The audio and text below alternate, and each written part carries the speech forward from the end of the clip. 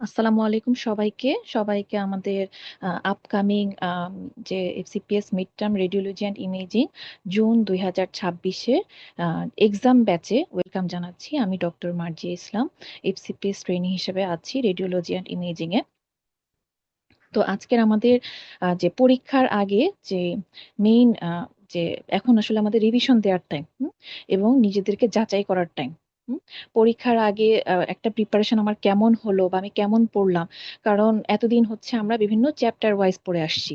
এখন যখন আমরা মেইন এক্সামে নিজেদেরকে হচ্ছে ফেস করব, এই একসাথে পুরো রেডিওলজির সিলেবাসটা হচ্ছে একসাথে ফেস করব, তখন আসলে আমরা নিজেদেরকে কিভাবে সেটাকে ফেস করতে পারবো কিনা বা সেটার জন্য আমি প্রিপেয়ার্ড কিনা সেটা যাচাই করার জন্য কিন্তু এক্সামের বিকল্প কিন্তু নেই। হুম, এবং সেই এক্সামে শুধুমাত্র নিজেকে যাচাই করাও না, এবং সেই টাইমের সাথে আমার প্রিপারেশন প্লাস এক্সামে আমি কিভাবে টাইমের সাথে কোপ বা ম্যানেজ করে আহ, সেটাকে কমপ্লিট করতে পারতেছি কিনা সেগুলো বোঝার জন্য আসলে এক্সামের কিন্তু বিকল্প নেই। হ্যাঁ, তো মিড টার্মের সময়টা যেহেতু হচ্ছে খুবই অল্প সময় পাওয়া যায় পার কোশ্চেন, এটা আমরা জানি। এমনকি আমাদের রিটেনের পরেও রেজাল্টটাও একদম ভাইবার আগের দিন দেয়া হয়। ঠিক আছে, তো সেই সময়েও দেখা গেছে যে রিটেন এবং ভাইবার মাঝখানের সময়টাও খুবই অল্প থাকে। তো ওইসবের প্রিপারেশনের জন্য আসলে আমাদের এক্সাম ব্যাচের মাধ্যমে এগুলো যদি হচ্ছে আমরা আগে থেকেই কাভার করে রাখি এবং নিজে থেকে প্রিপেয়ার্ড রাখি, তাহলে সবার জন্যই মেইন এক্সামের সময় অনেক বেশি উপকার হয়। তো সেটার জন্যই আমাদের আসলে এই আপনাদের জন্যই প্রচেষ্টার করা, যেটা হচ্ছে এক্সাম ব্যাচ চালু করা। তো আমাদের এই এক্সাম ব্যাচের আজকের ওরিয়েন্টেশন প্রোগ্রামে আমি ওয়েলকাম জানাচ্ছি সবাইকে। তো আশা করি আজকের ওরিয়েন্টেশন প্রোগ্রামের মাধ্যমে আপনাদের এই এক্সাম ব্যাচের কি কি সুযোগ সুবিধা আপনারা এখানে পাবেন বা কি কি সুবিধা হবে সেটা সম্পর্কে আপনারা আইডিয়া পাবেন। পাশাপাশি নিজেদেরকে কিভাবে প্রিপেয়ার করা যায় মেইন এক্সামের জন্য, মকে কিভাবে নিজেদেরকে প্রিপেয়ার করব সেটা সম্পর্কেও আশা করি আইডিয়া পাবেন। প্রথমেই আমি আমাদের ফারহানা আপুকে আম, অনুরোধ করছি আমাদের এক্সাম ব্যাচের ওরিয়েন্টেশন গুলো কেমন হবে, ওরিয়েন্টেশন বলতে যে এক্সাম ব্যাচের আমাদের যে ডিভিশন গুলো আমরা কিভাবে সাজিয়েছি আপনাদের জন্য সেটা সম্পর্কে আলোচনা করার জন্য, এবং যারা নতুন এখানে আসবেন তারাও এটার মাধ্যমে কিভাবে উপকৃত হবেন সেটা বলার জন্য। জি আপু। থ্যাংক ইউ মার্জিয়া, আমাকে কিছু বলার সুযোগ দেওয়ার জন্য। কথা শোনা যাচ্ছে মার্জিয়া? হ্যাঁ হ্যাঁ, শোনা যাচ্ছে ক্লিয়ার। আচ্ছা, ঠিক আছে। এখন মার্জিয়া অলরেডি বলেছে যে যারা এক্সাম ব্যাচে আপনারা ভর্তি হচ্ছেন, আপনাদের মেইন মোটো থাকবে কি, যে এখন তো লাস্ট মোমেন্ট, এখন আসলে নতুন করে রিভিশন দেওয়া, নতুন করে পড়ার কোনো সুযোগ নাই। তো যারা আমাদের রেগুলার ব্যাচে আছেন তারা তো আপনারা রেগুলারলি এক্সাম দিচ্ছেন। আর যারা আপনারা এক্সাম ব্যাচে আলাদা করে ভর্তি হচ্ছেন শুধু এক্সাম ব্যাচে, তাদেরকে আমি বলবো যে আহ, আশা করছি আপনারা একবার পুরোটা রিভিশন দিয়েছেন। আর যদি না দিয়ে থাকেন, এই এক্সাম গুলা আপনারা খুব সিনসিয়ারলি দিবেন।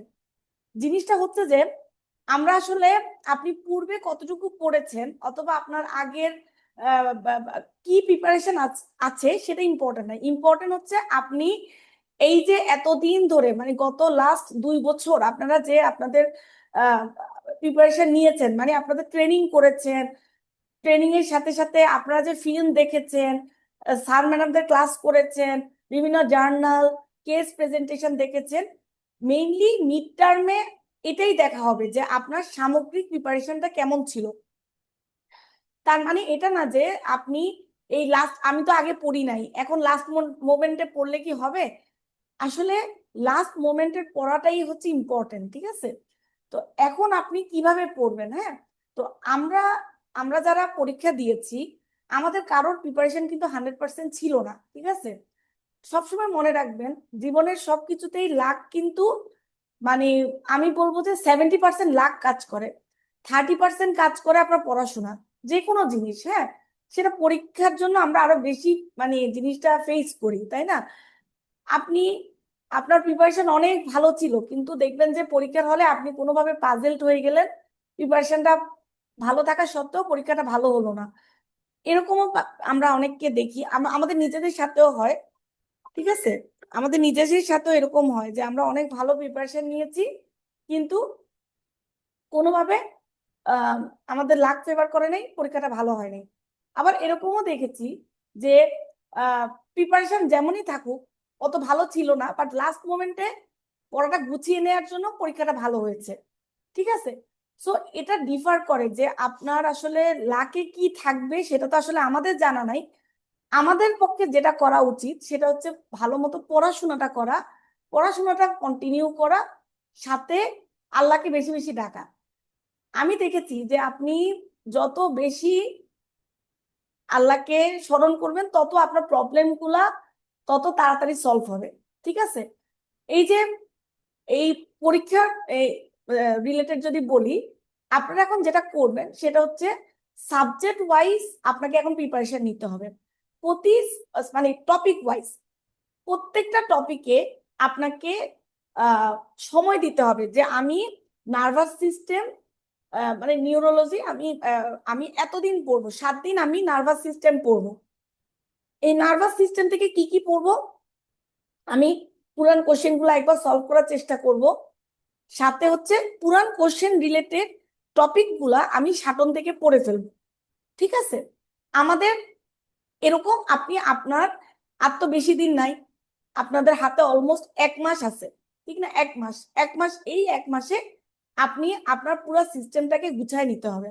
ঠিক আছে, এখন অস্পি অস্কির কথা চিন্তা করবেন না। যারা মোটামুটি রিটেন প্রিপারেশন নিয়ে নিছেন তারা অস্পি অস্কির কথা চিন্তা করবেন,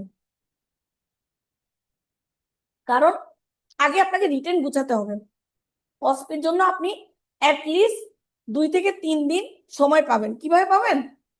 ধরেন রেজাল্ট না হয় পরে দিল রিটেনের, বাট আপনি যখন রিটেন দিয়ে আসবেন, রিটেন দেওয়ার পরের দিনই তো আর অস্পি হবে না, হাতে আপনি 2 দিন হলেও সময় পাবেন। সো আপনাকে যেটা করতে হবে যে রিটেনটা আগে ভালো করে প্রিপারেশন নিতে হবে। তো এই জন্য আপনাকে আগে সিলেবাসটা ভাগ করে ফেলতে হবে। যেমন নার্ভাস সিস্টেমের জন্য ধরেন 5 দিন দিলেন, কিন্তু কার্ডিওভাস্কুলার সিস্টেমের জন্য তো আপনার 2 দিন এনাফ, কারণ কার্ডিওভাস্কুলার থেকে আমাদের কোশ্চেন কিন্তু সিলেক্টিভ। সো আপনি সেভাবে আপনাকে ভাগ করে ফেলতে হবে যে আহ, আমি নার্ভাস মানে কোন টপিকে কতটুকু সময় দিব। ঠিক আছে, সব টপিকে আপনাকে সেম সময় দিলে হবে না, আপনাকে বুঝতে হবে যে আপনার রিলেটেড কোশ্চেন কোন টপিকে বেশি আসে। ধরেন আমার রিলেটেড, আমি যদি এখন পার্ট 2 এর প্রিপারেশন নিই, তাহলে আমার কার্ডিওভাস্কুলারে যেমন সময় দিতে হবে, মিড টার্ম দিলে তেমন সময় লাগবে না। আমি জানি মিড টার্মে কি কি কোশ্চেন আর ফেস করতে পারি আমি কার্ডিওভাস্কুলার থেকে, সেভাবে আপনি আপনার রুটিনটা করে ফেলবেন। 1 নাম্বার কথা। 2 নাম্বার কথা হচ্ছে যে আপনাদেরকে মার্ক ডিস্ট্রিবিউশন প্লাস কিভাবে কেমন করে রিটেনটা ফেস করবেন, যে কোনটাতে টাইম বেশি দিবেন, সেটা নিয়ে মার্জিয়া বলবে আপনাদেরকে। আর আমি যেটা আপনাদেরকে বলবো যে আমরা যখন পরীক্ষা নিব, আমরা পরীক্ষাগুলোকে ভাগ করেছি, প্রথমে নিব 7টা 7টা 14টা, মানে আমরা প্রত্যেক টপিক নিলে তো আসলে আহ আমরা শেষ করতে পারবো না, তাই না? প্রত্যেক টপিক আসলে আপনি একটা টপিক ভালো করে পড়ছেন আরেকটা টপিক পড়েন নাই তাইলে কিন্তু হইলো না। আমরা প্রত্যেকটা টপিক এরকম 14টা টপিক ভাগ করে 7টা 7টা করে টপিক পরীক্ষা নিব। ঠিক আছে, তাহলে 7টা 7টা টপিক যদি আপনি পরীক্ষা দেন তাহলে আপনার আহ হয়ে গেছে। ঠিক আছে, মানে আপনার 7টা টপিকে আপনি এসবিএ দিলেন প্লাস রিটেন দিলেন, পরের 7টা টপিকে আপনি এসবিএ দিলেন প্লাস রিটেন দিলেন। ঠিক আছে, এরপর আমরা আপনাদেরকে মক পরীক্ষা নিব। ঠিক আছে, মক পরীক্ষাটাও আমরা আহ দেখা গেলো যে 2টা মক আপনাদের নিব। তো এরকম যেভাবে আমাদের রুটিনটা সাজানো আছে, আপনারাও নিজেদের নিজেদের রুটিনটা যখন করবেন এই রুটিনের আলোকে সাজাই নেবেন। ঠিক আছে, যে এই রুটিনের মানে আমি জেনেসিসে পরীক্ষাগুলো খুব সিরিয়াসলি দিব, এভাবে আপনি সাজিয়ে নেবেন। কথা বুঝছেন? আচ্ছা, এখন এই লাস্ট মোমেন্টে প্রিপারেশন নেওয়ার জন্য আমি যেটা বলবো যে আপনারা যারা সাটন পড়ছেন তারা তো সাটন পড়ছেনই, আর যারা পড়েন নাই তাদের কাজ হবে সবকিছু বাদ দিয়ে সাটন থেকে যে যে টপিকগুলো আপনি পড়ছেন, অথবা নিশ্চয়ই আপনারা যারা মিড টার্ম দিচ্ছেন এক্সাম ব্যাচে ভর্তি হবেন বা হচ্ছেন, তারা অবশ্যই আশা করতেছি যে মোটামুটি একটা প্রিপারেশন তো নিছেনই। প্রিপারেশনটা আপ টু দ্য মার্ক না হইলেও এই 1 মাসে আপনাকে প্রিপারেশনটা আপ টু দ্য মার্কে আনতে হবে। তো যেটা আপনি করবেন যে আমাদের রুটিনের সাথে মিলিয়ে আপনি আপনার মতো করে একটা রুটিন সেট করবেন। সাপোজ আপনি এভাবে সেট করেন যে আমি এই 7টা টপিক যে পড়বো, 7টা টপিক আপনি ভাগ করে নেন, যে প্রতিদিন আমি এই এই এই 2টা টপিক এই এই জিনিসটা পড়বো, এভাবে আপনি আপনার মতো করে রুটিনটা সেট করে নেন। কারণ নিজের self routine is the best routine. আমি যতই আপনাদেরকে বলি নিজের রুটিনটা হচ্ছে বেস্ট রুটিন। দ্বিতীয়ত হচ্ছে যে এর পাশাপাশি আপনাদের তো ডিউটি চলতেছে, আপনাদের তো ডিউটি থেকে অফ এখন নেওয়ার কথা না। তো আপনারা যে যেখানে ডিউটি করেন, আপনার কাজ থাকবে ডিউটির পাশাপাশি পড়াশোনার পাশাপাশি যখনই দেখবেন যে সিটির একটা ফিল্ম লাগাবেন, লাগায় 2-3 জন মিলে, আর যদি কোনো পার্টনার না থাকে, আপনার মিড টার্মের পার্টনার হইতে হবে সেটা না। আমাদের তো প্রতিটা কলেজেই মোটামুটি mid term, FCPS part 2, residency, DMRD student থাকেই। ঠিক আছে, আপনি যেটা করবেন অ্যানাটমি গুলা, ঠিক আছে, বেশিক্ষণ তাইলে লাগবে না, তাহলে সাথে সাথে কিন্তু আপনার অ্যানাটমি প্লাস অস্কি প্রিপারেশনটাও হয়ে যাচ্ছে। কথা বুঝছেন? যে আপনি ধরেন একটা ফিল্ম লাগাবেন, লাগায় ধরেন আপনি এবং আপনার পার্টনার বললেন যে আজকে ধরেন ডিউটি শেষ হইলো, পড়ালেখা তো চলছে সাথে সাথে, তার পাশাপাশি আপনি ওর সাথে আপনি লাঙের সেগমেন্ট গুলো পড়ে ফেললেন। ঠিক আছে, এই যে মুখে বলা বলি, এটাই আপনার কাজ হচ্ছে আগামী 1 মাস করা। ঠিক আছে, এই যে একজন একজনকে বলবেন কোনটা কি হবে, ঠিক আছে, কেন হবে, এই যে নিজেদের মধ্যে যে ডিসকাশন, এটা আপনারা আগামী 1 মাস চালায় যাবেন। এতে সুবিধা কি আমি আপনাকে বলি, যে রিটেনে আপনি যদি পাস করে ফেলেন, রিটেনে মোটামুটি আমি বলবো যারা আপনারা ট্রেনিং করছেন সিনসিয়ারলি, সিনসিয়ারলি মানে হচ্ছে ধরেন আলট্রাসোনোতে আপনি একটোপিক প্রেগনেন্সি পান নাই ট্রেনিং লাইফে, এটা কিন্তু ভুল। আপনি একটা হইলেও পাইছেন, ঠিক আছে, আপনি অ্যাবসেস দেখেন নাই, এটা বললে ভুল। আপনি একবার হইলেও অ্যাবসেস দেখছেন, ঠিক আছে, তারপর হচ্ছে লিভারের যে লেশন গুলা সেগুলো আপনি দেখেন নাই, সেটা কিন্তু ভুল কথা, আপনি দেখছেন। তো যারা একবার হইলেও ঠিক মতো ট্রেনিংটা মানে ট্রেনিং টাইমটা পার করছেন, তারা আশা করা যাচ্ছে যে আপনার কিছু রিটেনে না পেরে আসবেন না, রিটেনে আপনারা পারবেনই। ঠিক আছে, যেমন গতবারে একটা এসবিআই আসছিল যে কুম সাইন কোথায় পাওয়া যায়, তো আপনারা যারা পড়ছেন আপনারা জানেন কুম সাইন কোথায় পাওয়া যায়, কনস্টিটিউসে পাওয়া যায়। তো এই যে এই জিনিসগুলা আপনারা ডিউটি করছেন, ট্রেনিং করছেন, পারেন নাই, এটা কখনো কিন্তু সম্ভব না। আপনি পারেন, আপনি করছেন, এখন জাস্ট লাস্ট 1 মাস নিজেকে সময় দিতে হবে। তো রিটেন তো আপনারা পড়তেছিনি, রিটেন আপনারা পার পেয়ে যাবেন ইনশাল্লাহ। প্রবলেম যেটা অস্কিতে বলা এবং বলার স্টাইলটা ঠিক করা, এটার জন্য যেটা করবেন নিজেদের মধ্যে বলার প্র্যাকটিসটা করতে হবে। যেটা বললাম যে প্রতিদিন একটা টপিক আপনারা শেষ করবেন, পারলে 2টা মিনিট বাসায় দেখে আসেন। ধরুন আপনি আপনার রিডিং পার্টনার থাকুক বা যার সাথে আপনি দেখবেন, তাকে বললেন যে আজকে আমরা লিভারের সেগমেন্ট গুলো পড়বো, তুই একটু বসিস, তাইলে আপনারা 2জন মিলে লিভারের সেগমেন্টটা পড়ে ফেললেন। অথবা আজকে আপনারা ধরেন ডুপ্লেক্স কিডনি পাইলেন, ঠিক আছে, আপনি ওকে বললেন যে ডুপ্লেক্স কিডনি যদি পরীক্ষায় আমাকে ফিল্ম দেয় অস্কিতে, আমি কিভাবে বলবো। রিম এনহেন্সিং লেশন পাইলেন, আপনি ওকে বলবেন যে আরেকটা রিম এনহেন্সিং লেশন থাকলে আমি কিভাবে বলবো, আমি বলতেছি তুই শুন হইতেছে কিনা। এই যে বলার প্র্যাকটিসটা কিন্তু আমাদের খুব কম। আমরা বেশিরভাগ জিনিস ট্রেনিং পিরিয়ডে যেটা করি আমরা লিখি, আমরা রিপোর্ট লিখে দিয়ে আসি। এই জন্য বলার যে প্র্যাকটিস, বলার যে ধরন, যে কিভাবে বলবো কিভাবে শুরু করব, এটা আমাদের খুব খারাপ অবস্থা বলার প্র্যাকটিসটা। তো এই প্র্যাকটিসটা আমাদেরকে করতে হবে, ঠিক আছে, বেশি বেশি প্র্যাকটিস করতে হবে যে আমি তাকে বললাম, সে আমাকে বললো, অথবা এই যে বলার স্টাইলটা আমাদেরকে ঠিক করতে হবে। আপনি যদি বলার স্টাইলটা ঠিক করতে পারেন, তাইলেই দেখবেন যে আপনি পরীক্ষার সময় কনফিডেন্স পাবেন। আদারওয়াইজ আপনার কিন্তু পরীক্ষার সময় রিটেন যখন হয়ে যাবে, তারপর তো আপনি মনে হবে যে আমি কেমনে বলবো কি করব, এই এক ভয় লাগা শুরু করবে। সো বলার স্টাইলটা আপনাকে ঠিক করতে হবে, ঠিক আছে। আর আর হচ্ছে যে এসবিএ নিয়ে যেটা বলবো, যে এসবিএ এর জন্য আপনারা যেটা করবেন, সাটনের বোল্ড করা যে লাইনগুলো সেগুলো আপনাকে ভালো করে পড়তে হবে। আর লাস্টে দেখবেন কোনো কোনো চ্যাপ্টারের শেষে পার্ল একটা টপিক আছে, পার্ল টপিকটা আপনাকে দেখতে হবে। আর অ্যানাটমির জন্য যেটা বলবো, যে অ্যানাটমিতে আপনারা দেখলো অনেকে রায়ান পড়েন, কিন্তু রায়ান এই মোমেন্টে আপনাদের দরকার নেই। এই মোমেন্টে আপনাদের যেটা দরকার, আব্রাহাম থেকে সলভ করা, আব্রাহাম থেকে বেশি বেশি প্র্যাকটিস করা, সাথে সাটনের প্রথম দিকে যে রেডিও অ্যানাটমিটা আছে ওইটা সলভ করা। সাটনের প্রথম দিকে যে রেডিও অ্যানাটমিক কিছু টপিক আছে প্রত্যেক চ্যাপ্টারের শুরুতে, সেই জিনিসটা সলভ করা। ঠিক আছে? তো মোটামুটি এরকম প্রিপারেশন নিলে আশা করা যাচ্ছে আপনারা পরীক্ষাটা আপনাদের ভালো হবে। তো যেটা বললাম যে পাশাপাশি অস্কিটা দেখতে বলতেছি কেমনে, সেটা বাসায় গিয়ে না, কখন আপনি হসপিটালে আসেন, হসপিটালে আপনার কিন্তু ডিউটি তো করতেই হচ্ছে, সাথে আপনি পড়াশোনাও করতেছেন, যেটা করবেন 2-5 মিনিটের কাজ, একটা ফিল্ম লাগাবেন, ধরেন আপনি আপনার আপু ভাইয়াদেরকে বলে রাখবেন যে আজকে আইবিউর কেস আসলে রেখে দিয়ে আমার জন্য, আইবিউটা লাগাইলেন, লাগায় দুইজন মিলে একবার বলার প্র্যাকটিস করবেন। ঠিক আছে? লাগলে একটু রেডিওপিডিয়া থেকে অ্যানাটমিটা দেখে নিলেন, জাস্ট এইটুকু এইটুকু আপনি হাত চর্চাটা রাখেন। আর বাকিটা তো আপনি পরীক্ষার পরে আপনি অস্কি করবেনই, দিবেনই পরীক্ষা। সো মানে অস্কি প্রিপারেশন নিবেনই। সো এইটুকু প্রিপারেশন যদি আপনি নিয়ে রাখেন আপনার কনফিডেন্সটাও বাড়বে। আর পজিশনিং নিয়ে যেটা বলবো, ভিউ গুলা পড়বেন, ভিউ গুলা খুব ইম্পর্টেন্ট। আমাদের সময় ভিউ গুলা থেকে এসবিএ আসছিল।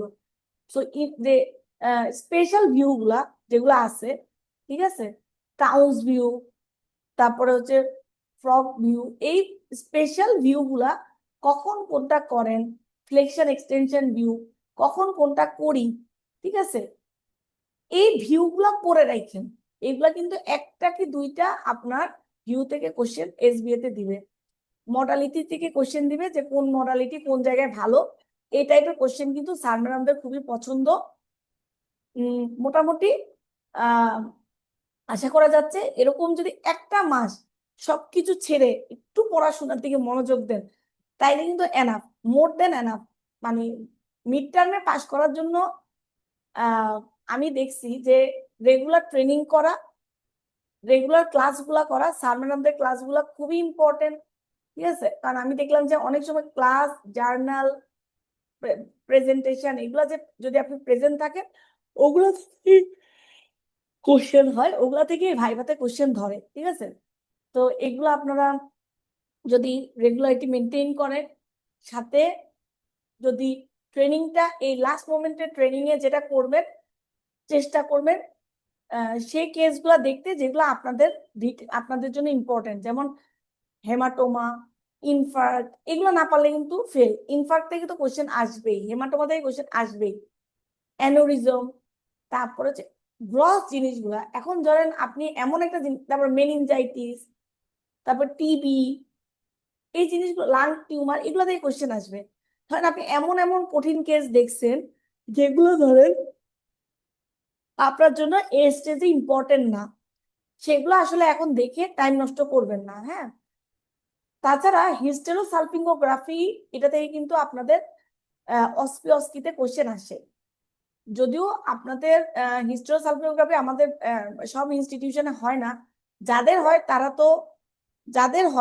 তো, আপনারা সেখান থেকে, যাদের হয় তারা তো আপনারা দেখতেই পারবেন। আর যাদের হয় না তারা অবশ্যই রেডিওপিডিয়া থেকে ছবি দেখে নেবেন, অ্যাটলিস্ট অ্যানাটমিটা। ডপলার থেকে অস্কির জন্য খুবই ইম্পর্টেন্ট, ডপলার থেকে কোশ্চেন আসবেই, pregnancy Doppler specially, women's imaging, প্রত্যেকটা টপিকে আপনাদের জন্য ইম্পর্টেন্ট। স্যার ম্যাডামরা আশা করে, মানে আপনি যে অনেক কিছু পারবেন সেটা আশা করে না, কিন্তু আপনি প্রেগনেন্সি ডপলার পারবেন না সেটা কিন্তু ওনারা মাইন্ড করেন। Biophysical profile, pregnancy Doppler, pregnancy, normal pregnancy, এগুলো আপনাদেরকে পারতে হবে। ঠিক আছে? আর যেটা বলতেছিলাম যে ইন্টারভেনশন থেকে কোশ্চেন আসবে, আপনাদের ইনস্টিটিউশনে যার যেখানে ইন্টারভেনশনের কাজ হয়, ইন্টারভেনশনটা একটু ভালো করে পড়বেন, ইন্টারভেনশনটা ইনস্ট্রুমেন্ট গুলো চিনার চেষ্টা করবেন। তো আপনাদের জন্য এই এতটুকুই আমার পক্ষ থেকে আপনাদের জন্য হচ্ছে অ্যাডভাইস। আর সামনে পরীক্ষা যখন বসবেন সেখানে তো আরো কথাবার্তা হবে ইনশাল্লাহ। তো মার্জে এখন আপনাদেরকে মার্ক ডিস্ট্রিবিউশন প্লাস কিভাবে কোন টপিকে কিভাবে প্রিপারেশন নিবেন সেগুলা নিয়ে আপনাদেরকে মোটামুটি একটা ধারণা দিবে। তো মার্জিয়া, শোনা যাচ্ছে আমার কথা? হ্যাঁ আপু, শোনা যাচ্ছে। তাহলে তুমি ওদেরকে মানে কিভাবে সামনে, মানে কোন কোনটাতে টাইম বেশি দিবে। রিটেন তো আমাদের অনেক বড়, চারটা চারটা করে খাতা, চারটা করে আমার বড় চারটা করে টপিক থাকে, প্রত্যেক টপিকের আন্ডারে আমার মোটামুটি আরো 4টা 5টা করে কোশ্চেন থাকে। সো আপনি একটা কোশ্চেন খুব ভালো লিখছেন তাইলে হবে না, 4টা টপিক কিন্তু 4টা খাতায় লিখতে হবে, সেটা মাথায় রাখতে হবে। 4টা টপিক আপনাকে 4টা খাতায় লিখতে হবে। এক গ্রুপ এ যদি আবার গ্রুপ বি তে চলে যায় তাইলে কিন্তু শেষ, খাতা আউট। সো এটা আপনাকে মাথায় রাখতে হবে, মাথা ঠান্ডা রাখতে হবে। আর কিভাবে টাইম ম্যানেজ করবেন, কিভাবে কি করবেন, সেটা আপনাকে মার্জিয়া বলে দিবে, যে আপনি প্রত্যেকটাতে ইকুয়াল টাইম দিতে হবে। আপনি একটা কোশ্চেন ভালো পারেন তো লিখতেছেন আর লিখতেছেন, তাইলে কিন্তু হবে না। তাই একটাতে বেশি পেয়ে তো আমার লাভ নেই, আরেকটাতে আমি ফেল করলে। সো এটা আপনারা মাথায় রাখবেন। আরেকটা জিনিস বলি আপনাদেরকে, সেটা হচ্ছে কোনো কোশ্চেনে আনসার না পারলেও আপনি চেষ্টা করবেন আপনার রেসিডুয়াল নলেজ দিয়ে লিখে দিয়ে আসা, ছেড়ে দিয়ে আসবেন না। ধরেন আপনি এক্সাক্ট ওটা পারেন না, কিন্তু ধরেন আপনার একটা স্টেজিং আসছে, আপনি ওই স্টেজিংটা পারেন না, কিন্তু আপনার রেসিডুয়াল কিছু কিন্তু আপনি জানেন যে মিউকোসা ক্রস করলে মানে স্টেজ 1 হইতে পারে, সাব মিউকোসা, মানে এটা কিন্তু আপনি, আমি জাস্ট একটা এক্সাম্পল দিলাম, আপনি জানেন। এই মিনিমাম কিছু লিখে দিয়ে আসবেন, 2-3 লাইন হলেও লিখে দিয়ে আসবেন, মানে একদম খালি রেখে চলে আসছেন, একদম মানে আমি তো কিচ্ছু পারি না, আমি খালি রেখেই চলে আসছি, এরকম কোশ্চেন আসলে আসেই না যে আপনি খালি রেখে চলে আসবেন। আপনি পারেন বাট এখন রিভিশন দেন নাই, এরকম কোশ্চেন আসতে পারে, আসতেই পারে। যেমন আমার সময় কার্সিনোমা রেকটামের স্টেজিং আসছে, আমি এটা তো পড়ে যাইনি, কারণ এটা পড়ার কথা না। কার্সিনোমা সার্ভিক্সের স্টেজিং আসছে, কোনোবারেই আসে নাই, জীবনের কোনোবারেই মিড টার্ম এতদিন যে হইলো কোনো মিড টার্মে আসে নাই। সো আমার বারে আসছে, কারণ আমি তো আর এটা রেখে দিয়ে আসতে পারতেছি না, কিছু নলেজ তো আমার আছে, তাই না? সো আপনাদের জন্য শুভকামনা, সবাই ভালো থাকবেন, সুস্থ থাকবেন। আসসালামু আলাইকুম। ধন্যবাদ আপুকে এত সুন্দর সুন্দর অ্যাডভাইস দেওয়ার জন্য, শেষ সময়ের প্রস্তুতির জন্য। আশা করি এগুলো খুবই আমাদের স্টুডেন্ট এবং পরীক্ষার্থীদের জন্য হচ্ছে উপকৃত হবে। তো আমি হচ্ছে, আপু তো ম্যাক্সিমাম কভার করেই গিয়েছেন, আমি যেটুকু না বললেই না, মোটামুটি সবার অত বেশি সময় নষ্ট করব না। আমি শুধু তাদের জন্যই বলবো যাদের জন্য আসলে এই এক্সাম ব্যাচটা বেশি কাজে লাগবে, যারা এতদিন হচ্ছে সুন্দর মতো আমাদের ব্যাচের সাথে রেগুলারিটি মেনটেন করে ক্লাস করে এবং পরীক্ষা দিয়ে আসছেন। আশা করি তাদের প্রিপারেশন তো অবশ্যই ভালো, আশা করি। কিন্তু যারা হচ্ছে আসলে পড়েননি, বা ধরেন শুধু ক্লাস করছেন কিন্তু পরীক্ষা দেননি বা পড়েননি, অথবা কেউ কেউ আছে যে ক্লাসও করেনি, পরীক্ষাও দেয়নি, কিছুই করেনি, তারা চিন্তা করছে যে এখন শেষ সময় আমি কিভাবে পড়বো, আমার দ্বারা তো হবে না, আমি সাটন একটুও পড়িনি। তো আমার কথা হচ্ছে তাদের জন্য, যে তাদের জন্য আসলে এই এক্সাম ব্যাচটা কিন্তু ইফেক্টিভ হবে। হুম, কি হিসেবে আমি যদি বলি, এখন যদি আমি সময় চিন্তা করি, একদম জুন মাসের 15 তারিখে যেহেতু মিড টার্ম শুরু হবে, আপু যেটা বললেন যে যারা একদমই পড়েননি তাদের এখন অস্পি অস্কি নিয়ে চিন্তা করার কোনো দরকার নেই, আমিও সেটাই বলবো। অস্পি অস্কি নিয়ে কোনো চিন্তা করার দরকার নেই, আগে আপনার রিটেন কভার করতে হবে যারা একদমই টাচ করেননি তাদের জন্য। তো এখন আমার তাহলে সময় আছে কতদিন? এপ্রিলের আজকে 27 তারিখ, আমরা যদি হচ্ছে এখন থেকে চিন্তা করি তাহলে আমার হাতে মোটামুটি 1.5 মাস সময় আছে। তো 1.5 মাস সময়ের মধ্যে আমরা যখন ক্লাস নিয়েছিলাম তখন আমরা প্রত্যেকটা সিস্টেমকে দুই ভাগ করে করে অলমোস্ট ক্লাস নিয়েছিলাম, শুধুমাত্র সিবিএস এবং হেডনেক বাদে।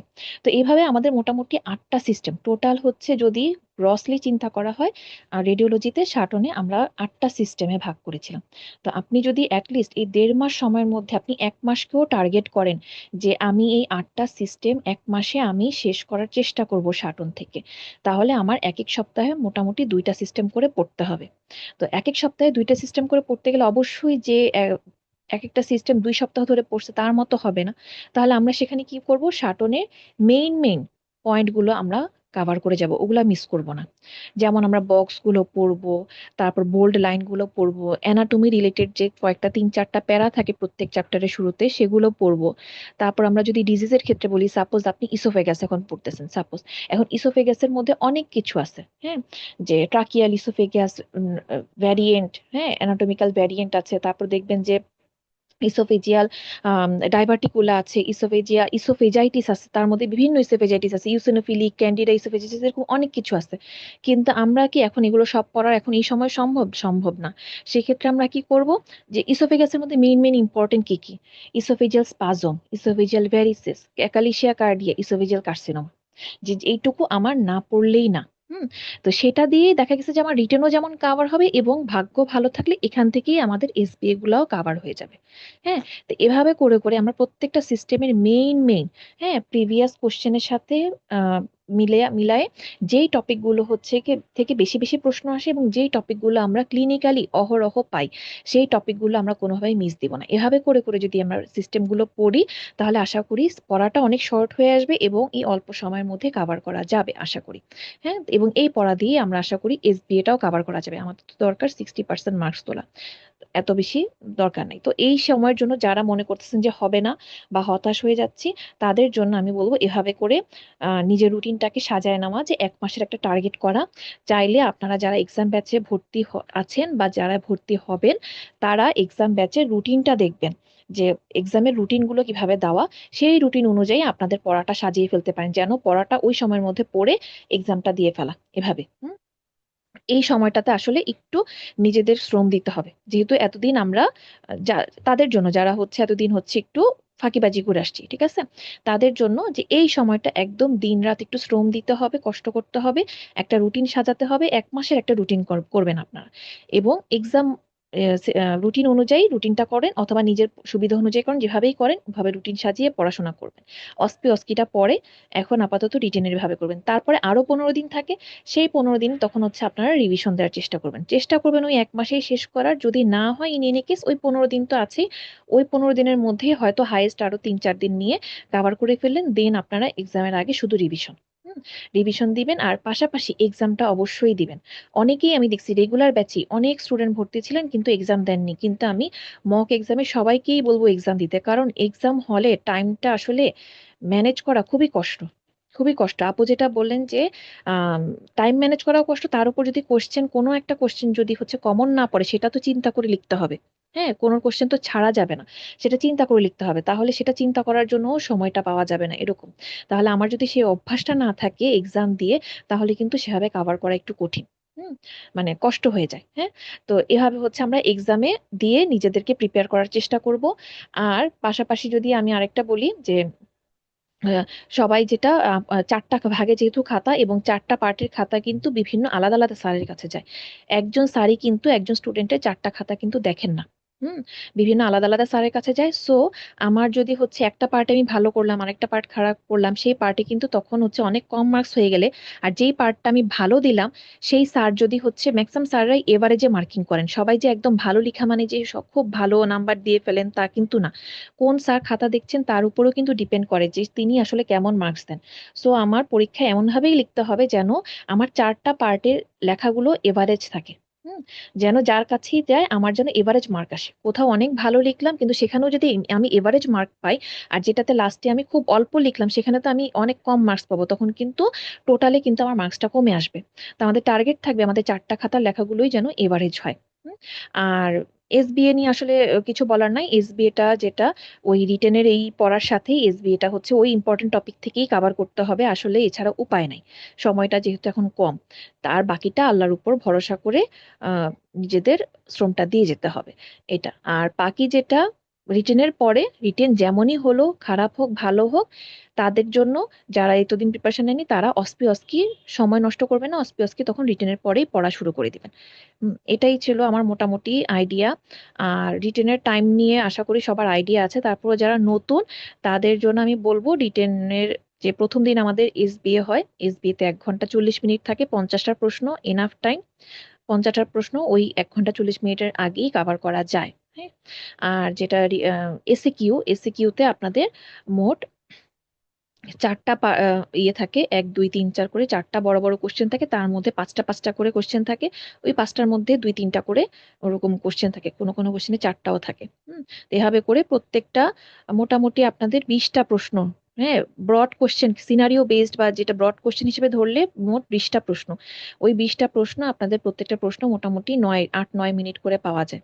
হ্যাঁ, তো আমরা চেষ্টা করব ওভাবেই মাথায় সেট আপ করে রাখতে যে আমরা প্রত্যেকটা প্রশ্ন যেন 8 9 মিনিটের মধ্যে শেষ করা যায় এভাবে করে লিখতে।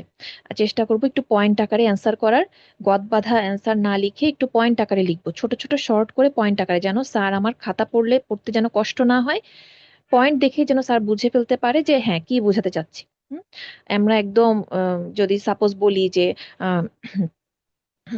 কোন একটা গ্রোথ, হ্যাঁ, ইসোফেজিয়াল গ্রোথ যদি বলি, হ্যাঁ, তাহলে আমরা বললাম যে persistent irregular irregular filling defect noted at এরকম এরকম করে, এভাবে না, হ্যাঁ। তা আমরা পয়েন্ট করে করে লিখলাম পারসিস্টেন্ট ইরেগুলার ফিলিং ডিফেক্ট, হ্যাঁ, প্রক্সিমাল শোল্ডারিং, হ্যাঁ, proximal hold up of contrast, luminal narrowing, এভাবে করে, ঠিক আছে। তো এভাবে করে পয়েন্ট করে লিখলে জিনিসটাও স্যারের চোখে পড়বে ভালো মতো, স্যারও বুঝবে আমি কি বুঝাতে চেয়েছি। গদ বাঁধা যদি লাইন লিখি, স্যারেরও তখন কোনো কোনো স্যার ম্যাডামের পড়তে নাও ইচ্ছা করতে পারে, তখন এবারে যে মার্কস দিতে পারে, হ্যাঁ। তো মিড টার্মে আমরা চেষ্টা করব প্রশ্নে কতটুকু নাম্বার চেয়েছে, কি জানতে চেয়েছে সেই অনুযায়ী অ্যান্সার করার। কোনো কোনো প্রশ্ন দেখবো যে অ্যান্সার অনেক বড় কিন্তু নাম্বার খুবই ছোট, সেটাকে আমরা অনেক বড় করে লিখতে যাব না, ওইটাকে ওই মার্কস ডিস্ট্রিবিউশন অনুযায়ী লেখার চেষ্টা করব। আমরা অ্যান্সার করার সময় একটু মার্কস কোন প্রশ্নে কত এটা একটু দেখার চেষ্টা করব, ওই অনুযায়ী অ্যান্সার করার চেষ্টা করব। তো এটাই। তো সবার জন্য অনেক অনেক শুভকামনা, আশা করি এতটুকু অ্যাডভাইস নিয়েও সবার অল্প সময়ের মধ্যে প্রিপারেশন নিতে সহজ হবে, হ্যাঁ। কেউ হাল ছাড়বেন না, সময় অল্প বলেও কেউ হচ্ছে ছেড়ে দিয়েন না যে পড়বো না বা এক্সাম দিব না বা এক্সামের টাকাটা হচ্ছে রিফান্ড নিয়ে নিব, এগুলো করবেন না। মিড টার্মটা আসলে মোটামুটি এভারেজে এক্সাম দিলে পাশ করাটা সহজ হয়, শুধুমাত্র নিজেকে একটু ইয়ে রাখতে হবে, ঠিক আছে, মাথা ঠান্ডা রাখতে হবে এবং পড়তে হবে যতটুকু সম্ভব, সময়টাকে কাজে লাগিয়ে এই শেষ সময়ে অন্তত আমরা একটু বেশি শ্রম দিয়ে বা বেশি সময় দিয়ে পড়াটার চেষ্টা করবো এবং পরীক্ষাটা দেওয়ার চেষ্টা করব। এটাই সবার জন্য আমার ছিল মোটামুটি আহ, ধারণা দেয়া শেষ সময় প্রস্তুতি হিসেবে। আশা করি সবার জন্য উপকার হবে।